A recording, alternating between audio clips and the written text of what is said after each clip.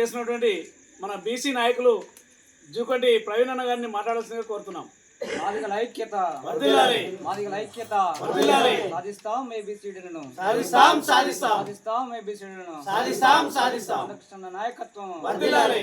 సోదరులారా, దళిత జాతి బిడ్డలారా, మాదిగ జాతి బిడ్డలారా, ఈ రాత్రి వేళల్లో రాజపేట మండలంలోని అనేకమైనటువంటి గ్రామాలు ఈరోజు బంధువుల గ్రామానికి రావడం జరిగింది.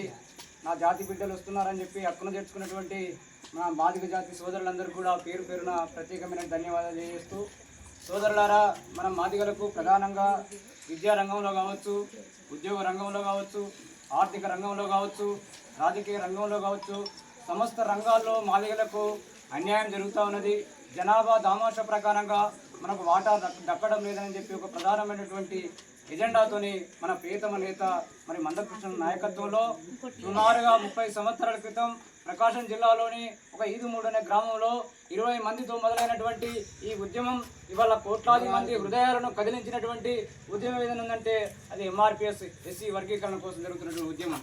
ఎంఆర్పిఎస్ ఎస్సీ వర్గీకరణ కోసం ఉద్యమం ఎంఆర్పిఎస్ ఏర్పడవచ్చు, కానీ ఎంఆర్పిఎస్ అనేకమైనటువంటి సామాజిక ఉద్యమాలను భుజస్కంధాల మీద వేసుకొని ఒక పోరాట పంతాను ముందుకు తీసుకుపోయినటువంటి సందర్భం. ఇవాళ గుండె జబ్బుల పిల్లల కోసం కావచ్చు, ఇవాళ వికలాంగుల సమాజానికి కావచ్చు, అదేవిధంగా వృద్ధులకు కావచ్చు, వితంతువులకు కావచ్చు, అనేక మందికి ఇవాళ పెన్షన్ వస్తున్నాయంటే ఎంఆర్పిఎస్ అనే ఒక ఉద్యమ సంస్థ అనేకమైనటువంటి పోరాటాలు నిర్మాణం చేసి ప్రభుత్వాల మెడలు వంచి ఇవాళ మన జాతి బిడ్డలకు, బహుజన సమాజానికి, సమస్త ప్రజలందరికీ కూడా అనేకమైన మౌలిక అంశాల మీద పోరాటం చేసినటువంటి సంస్థ ఏదైనందంటే అది ఎంఆర్పిఎస్. ఎంఆర్పిఎస్ పోరాట ఫలితంగా అనేక విజయాలు సాధించగలిగినాం. ఈ ఎంఆర్పిఎస్ ఈ వర్గీకరణ కోసం కూడా అనేకమైనటువంటి కమిషన్లు ఏర్పాటు మన ఉద్యమానికి స్పందించి అనేక కమిషన్లు ప్రభుత్వాలు ఏర్పాటు చేయడం జరిగింది.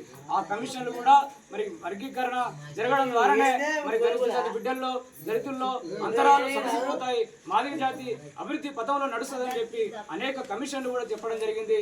మొన్నటికి మొన్న దేశంలోని సుప్రీంకోర్టు కూడా మరి ఎస్సీ వర్గీకరణ ద్వారానే ఈ జీవితాలు మాదిగల జీవితాలు మరి వెలుగు నిండుతుందని చెప్పి సుప్రీంకోర్టు కూడా చాలా స్పష్టంగా చెప్పింది. కాబట్టి మనమంతా కూడా మన ప్రియతమ నాయకుడు కృష్ణ మాదిగన్న మరి ఫిబ్రవరి 7వ తారీఖున హైదరాబాద్ నగరంలో మాదిగల సత్తా ఏందో చూపిస్తాం. దాని ద్వారానే ఈ ప్రభుత్వాల మెడలు ఉంచగలుగుతాం, వర్గీకరణ సాధిస్తామని చెప్పి మన కృష్ణ మాదిగన్న ఒక పిలుపునివ్వడం జరిగింది.